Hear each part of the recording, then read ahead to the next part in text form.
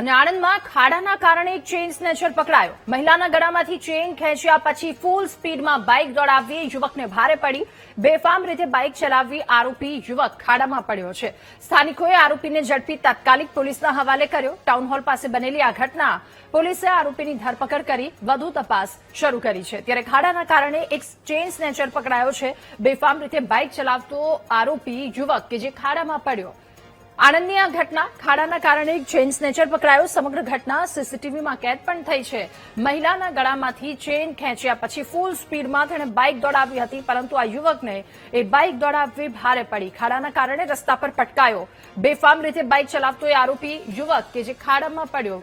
Chain સ્નેચિંગની ઘટનાઓ વધી રહી છે, પરંતુ અહીંયા ચેઇન સ્નેચરને આ કામગીરી કરવી થોડી ભારે પડી. સ્થાનિકો કે જેમણે તરત જ આરોપીને ઝડપી અને પોલીસના હવાલે કરી દીધો.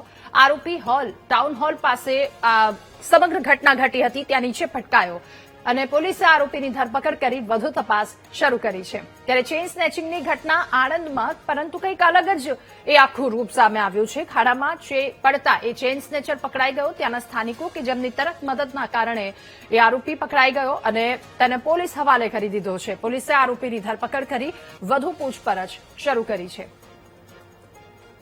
ત્યારે ચેઇન સ્નેચર ખાડામાં પડ્યો. આમ તો ખાડા કે જે સ્થાનિકો માટે માથાનો દુખાવો બનતા હોય છે, પરંતુ આ ઘટના જે કંઈ સામે આવી છે આણંદની, જ્યાં ખાડાના કારણે ચેઇન સ્નેચર પકડાઈ ગયો.